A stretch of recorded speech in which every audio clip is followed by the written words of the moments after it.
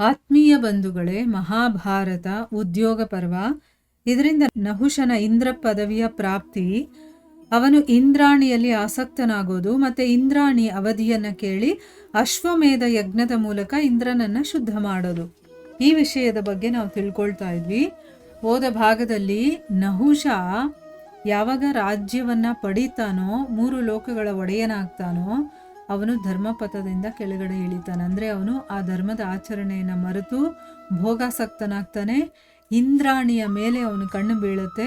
ಇಂದ್ರನ ರಾಣಿ ಈಗ ನನ್ನ ಸೇವಕಿ ಅಲ್ವಾ, ನಾಳೆ ಅವಳು ನನ್ನ ಅರಮನೆಯಲ್ಲಿರಬೇಕು ಅಂತ ಹೇಳ್ತಾನೆ. ಆಗ ಅವಳಿಗೆ ತುಂಬ ಭಯ ಆಗುತ್ತೆ.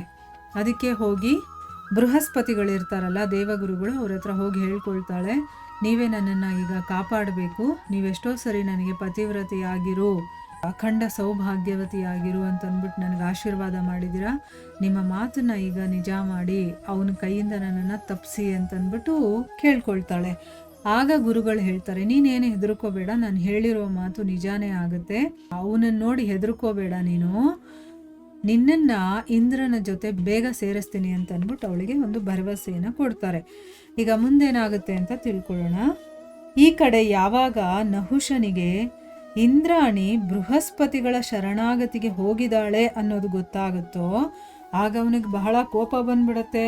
ಅವನು ತುಂಬಾ ಕೋಪ ಮಾಡ್ಕೊಂಡಿರೋದನ್ನ ನೋಡಿ ದೇವತೆಗಳು ಮತ್ತೆ ಋಷಿಗಳು ಹೇಳ್ತಾರೆ, ದೇವರಾಜ, ಕೋಪವನ್ನ ನೀನು ಬಿಟ್ಬಿಡು, ನಿನ್ನಂತಹ ಸತ್ಪುರುಷರು ಕೋಪವನ್ನು ಮಾಡಿಕೊಳ್ಳೋದಿಲ್ಲ, ಇಂದ್ರಾಣಿ ಪರಸ್ತ್ರೀ, ಅದಕ್ಕೋಸ್ಕರ ನೀನು ಅವಳನ್ನ ಕ್ಷಮಿಸ್ಬಿಡು, ನೀನು ನಿನ್ನ ಮನಸ್ಸನ್ನ ಪರಸ್ತ್ರೀ ಗಮನ, ಈ ರೀತಿಯ ಪಾಪ ಕರ್ಮಗಳಿದೆಯಲ್ಲ ಅದರಿಂದ ದೂರ ಇಟ್ಕೋ, ನೀನು ದೇವರಾಜ, ಅದಕ್ಕೋಸ್ಕರ ನಿಮ್ಮ ಪ್ರಜೆಗಳನ್ನು ಧರ್ಮದಿಂದ ನೀನು ಪಾಲನೆ ಮಾಡಬೇಕು, ಭಗವಂತ ನಿನಗೆ ಒಳ್ಳೆಯದನ್ನು ಮಾಡಲಿ ಅಂತಂದ್ಬಿಟ್ಟು ಹೇಳ್ತಾರೆ.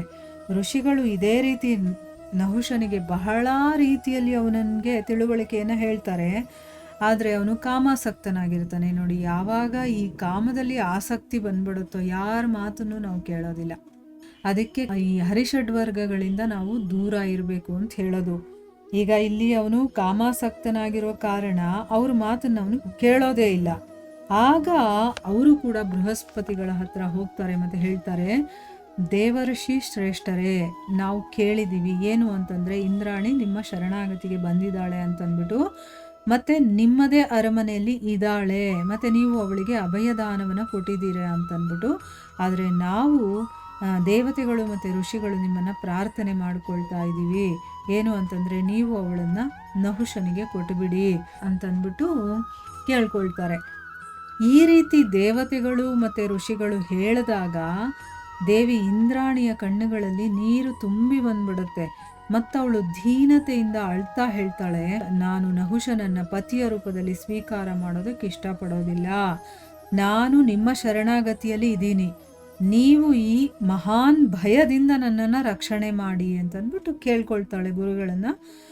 ಆಗ ಬೃಹಸ್ಪತಿಗಳು ಹೇಳ್ತಾರೆ, ಇಂದ್ರಾಣಿ, ನಾನು ನಿಶ್ಚಯ ಮಾಡಿಬಿಟ್ಟಿದ್ದೀನಿ, ಏನು ಅಂತಂದರೆ ನಾನು ಶರಣಾಗತರ ತ್ಯಾಗ ಮಾಡೋದಿಲ್ಲ, ನೀನು ಧರ್ಮವನ್ನು ತಿಳ್ಕೊಂಡಿರುವಂಥವಳು ಮತ್ತು ಸತ್ಯಶೀಲಳು, ಅದಕ್ಕೋಸ್ಕರ ನಾನು ನಿನ್ನನ್ನು ತ್ಯಾಗ ಮಾಡೋದಿಲ್ಲ, ನಾನು ನಿನಗೇನಾದರೂ ಒಂದು ಸಹಾಯ ಮಾಡೇ ಮಾಡ್ತೀನಿ ಈ ವಿಷಯದಲ್ಲಿ ಅಂತಂದ್ಬಿಟ್ಟು ಸಮಾಧಾನ ಮಾಡ್ತಾರೆ. ಆಮೇಲೆ ದೇವತೆಗಳಿಗೆ ಹೇಳ್ತಾರೆ, ನಾನು ಧರ್ಮ ವಿಧಿಗಳನ್ನು ತಿಳ್ಕೊಂಡಿದ್ದೀನಿ, ನಾನು ಧರ್ಮಶಾಸ್ತ್ರದ ಶ್ರವಣ ಮಾಡಿದ್ದೀನಿ, ಮತ್ತು ಸತ್ಯದಲ್ಲೇ ನನ್ನ ನಿಷ್ಠೆ ಇದೆ, ಇಷ್ಟಲ್ಲದೆ ನಾನು ಬ್ರಾಹ್ಮಣ ಜಾತಿಯವನು, ಅದಕ್ಕೋಸ್ಕರ ನಾನು ಇಲ್ಲ ಅನ್ನುವಂತಹ ಕಾರ್ಯಗಳನ್ನು ಮಾಡೋದಕ್ಕಾಗೋದಿಲ್ಲ, ನೀವೆಲ್ಲ ಹೋಗಿ ನಾನು ಹೀಗೆ ಮಾಡೋದಿಲ್ಲ ಅಂತಂದ್ಬಿಟ್ಟು ಹೇಳ್ತಾನೆ. ಅಂದರೆ ಯಾವುದು ಮಾಡಬಾರ್ದು ಅಂಥ ಕೆಲಸವನ್ನು ನಾನು ಮಾಡೋದಿಲ್ಲ. ಈ ವಿಷಯದಲ್ಲಿ ಹಿಂದಿನ ಕಾಲದಲ್ಲಿ ಬ್ರಹ್ಮ ಕೆಲವೊಂದು ಮಾತುಗಳನ್ನು ಹೇಳಿದಾನೆ, ಅವುಗಳನ್ನು ಕೇಳಿ ನಾನು ಹೇಳ್ತೀನಿ ಅಂತಂದ್ಬಿಟ್ಟು ಬ್ರಹ್ಮ ಹೇಳಿರುವಂತಹ ಹಿತವಚನಗಳಿದೆಯಲ್ಲ ಅದನ್ನು ಹೇಳೋದಕ್ಕೆ ಶುರು ಮಾಡ್ತಾರೆ.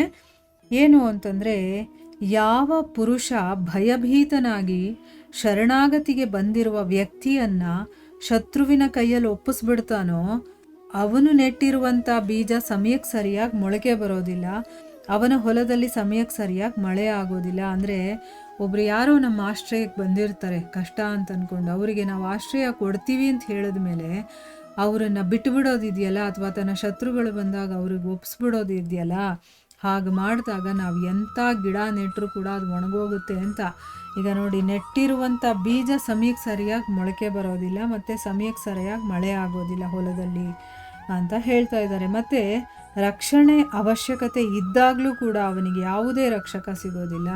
ಅವನಿಗೆ ಏನೋ ಒಂದು ತೊಂದರೆ ಬಂದಿರುತ್ತೆ ಅಂತ ಇಟ್ಕೊಳ್ಳಿ, ಅಂಥ ಸಮಯದಲ್ಲಿ ಅವನಿಗೆ ರಕ್ಷಣೆ ಅನ್ನೋದು ಸಿಗೋದಿಲ್ಲ. ಈ ರೀತಿ ದುರ್ಬಲ ಚಿತ್ತನಾದಂತಹ ಒಬ್ಬ ಮನುಷ್ಯ ಅನ್ನವನ್ನು ಭೋಗವನ್ನು ಪಡ್ಕೊಳ್ತಾನೋ ಅದು ವ್ಯರ್ಥವಾಗಿಬಿಡುತ್ತೆ. ಅವನ ಚೈತನ್ಯ ಶಕ್ತಿ ಇರುತ್ತಲ್ಲ ಅದು ನಷ್ಟವಾಗಿಬಿಡುತ್ತೆ. ಎಷ್ಟೇ ತಿಂದರೂ ಅವನಿಗೆ ಶಕ್ತಿನೇ ಇರೋದಿಲ್ಲ ಮೈಯಲ್ಲಿ. ಅವನು ಸ್ವರ್ಗದಿಂದ ಬೀಳ್ತಾನೆ.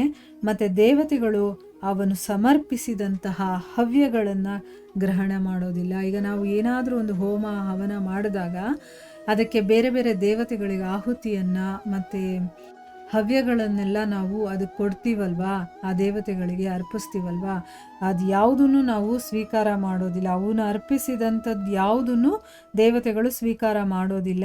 ಮತ್ತು ಅವನ ಸಂತಾನ ಇದೆಯಲ್ಲ ಅದು ಅಕಾಲದಲ್ಲೇ ನಷ್ಟವಾಗಿಬಿಡುತ್ತೆ. ಅಂದರೆ ವಯಸ್ಸಾಗೋವರೆಗೂ ಇರೋದಿಲ್ಲ, ಅವರು ಚಿಕ್ಕ ವಯಸ್ಸಲ್ಲೇ ಸತ್ತು ಹೋಗೋದು ಆ ಥರ ಎಲ್ಲ ಆಗುತ್ತೆ. ಮತ್ತು ಅವನ ಪಿತೃಗಳು ಸದಾ ನರಕದಲ್ಲಿ ವಾಸ ಮಾಡ್ತಾರೆ. ನೋಡಿ, ಯಾರು ಅಭಯ ಬೇಡ್ಕೊಂಡು ಬಂದಿರ್ತಾರೋ ಅಂಥವ್ರನ್ನ ಶತ್ರುಗಳಿಗೆ ಕೊಟ್ಬಿಡ್ತಾರೋ. ಈಗ ಅವಳು ಇವರ ಸಹಾಯವನ್ನು ಬೇಡಿಕೊಂಡು ಇವರ ಶರಣಾಗತಿಯಲ್ಲಿ ಬಂದಿದ್ದಾಳೆ. ಆಯಿತು, ನಾನು ನಿನಗೆ ಶರಣಾಗತಿ ಕೊಡ್ತೀನಿ, ಇಂದ್ರನ ಜೊತೆ ಸೇರಿಸ್ತೀನಿ ಅಂತ ಅವ್ರು ಮಾತು ಕೊಟ್ಟಿದ್ದಾರಲ್ಲ. ಈಗ ದೇವತೆಗಳು ಬಂದು ಹೇಳಿದ ತಕ್ಷಣ ಚೇಂಜ್ ಮಾಡ್ಕೊಳ್ಳಲ್ಲ ಅಂತ ಹೇಳ್ತಾ ಇರೋದು. ಆ ರೀತಿ ಮಾಡಬಾರ್ದು. ಅದಕ್ಕೋಸ್ಕರನೇ ಬ್ರಹ್ಮ ಹೇಳಿರುವಂಥ ಮಾತುಗಳನ್ನು ಇಲ್ಲಿ ಹೇಳ್ತಾ ಇದ್ದಾರೆ. ಮತ್ತು ಇಂದ್ರನ ಸಹಿತ ದೇವತೆಗಳು ಕೂಡ ಅವನ ಮೇಲೆ ವಜ್ರಘಾತವನ್ನು ಮಾಡ್ತಾರೆ ಅಂಥ ವ್ಯಕ್ತಿ ಮೇಲೆ ಅಂತಂದ್ಬಿಟ್ಟು ಇಲ್ಲಿ ಹೇಳ್ತಾರೆ. ಈ ರೀತಿ ಬ್ರಹ್ಮ ಹೇಳಿರುವ ಅನುಸಾರ ಏನು ಬ್ರಹ್ಮ ಹೇಳಿದನೋ ಅದರ ಪ್ರಕಾರ ಏನು ಶರಣಾಗತರನ್ನು ತ್ಯಾಗ ಮಾಡೋದ್ರಿಂದ ಆಗುವಂಥ ಅಧರ್ಮ ಗೊತ್ತಿದ್ದು ನಾನು ಇಂದ್ರಾಣಿಯನ್ನು ನಹುಷನ ಕೈಯಲ್ಲಿ ಒಪ್ಪಿಸೋದಕ್ಕೆ ಸಾಧ್ಯ ಇಲ್ಲ.